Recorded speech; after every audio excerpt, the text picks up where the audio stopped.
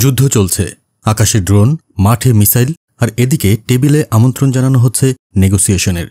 কিন্তু ইরান স্পষ্ট জানিয়ে দিয়েছে, আমরা আমাদের নাগরিকদের রক্ত দেখেছি, এখন আলোচনায় বসব না। তাহলে কি মধ্যপ্রাচ্যের কূটনীতির সব দরজা বন্ধ হয়ে যাচ্ছে? এই বার্তার পেছনে কি বারুদের গন্ধ? সবকিছু জানতে হলে ভিডিওটি শেষ পর্যন্ত আপনাকে শুনতেই হবে। 20 জুন 2025 তেহরানে বোমা পড়ছে আর অন্যদিকে গাজায় আগুন ছড়িয়ে পড়ছে।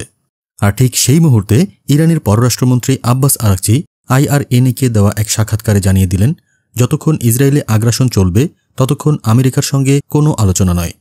তিনি বলেন, আমেরিকানরা আলোচনায় বসতে চায়, বারবার প্রস্তাব পাঠিয়েছে, কিন্তু আমরা পরিষ্কারভাবে জানিয়ে দিয়েছি, আগে আগ্রাসন বন্ধ করো, এরপর আলোচনা। ইরানের বক্তব্য কেবল কূটনৈতিক না, এটি এক প্রকার কৌশলগত ব্লকেড। আরাকচি আরও বলেন, যখন তোমরা অপরাধের অংশীদার তখন তোমাদের সঙ্গে আমাদের কোনো কথা নেই। তাহলে কি আমেরিকার মধ্যস্থতার পথও এখন রুদ্ধ? এই অবস্থান কি নতুন এক যুদ্ধের ইঙ্গিত দিচ্ছে? ইসরায়েল ইরান সংঘাতে পশ্চিমা বিশ্ব চায় যুদ্ধের আগুনে একটু জল ঢালতে, কিন্তু ইরান বলছে, আমরা আলোচনার জন্য নয়, বদলার জন্য প্রস্তুত। তাদের পররাষ্ট্রমন্ত্রী এখন জেনেভায়, পশ্চিমাদের সঙ্গে প্রথমবারের মতো সামনাসামনি। কিন্তু প্রশ্ন হল, তেহরান কি এই বৈঠকে কথা বলবে, নাকি শুধু নিজেদের অবস্থান জানিয়ে উঠে যাবে? এ যেন এক চুপচাপ বিস্ফোরণ, একটি না যা কূটনীতি থেকে যুদ্ধের মাঠ পর্যন্ত প্রতিধ্বনি তুলছে। বিশেষজ্ঞরা বলছেন, যদি যুক্তরাষ্ট্র ইসরায়েলকে থামাতে না পারে, তাহলে ইরানকে আলোচনার টেবিলে আনা অসম্ভব হয়ে যাবে।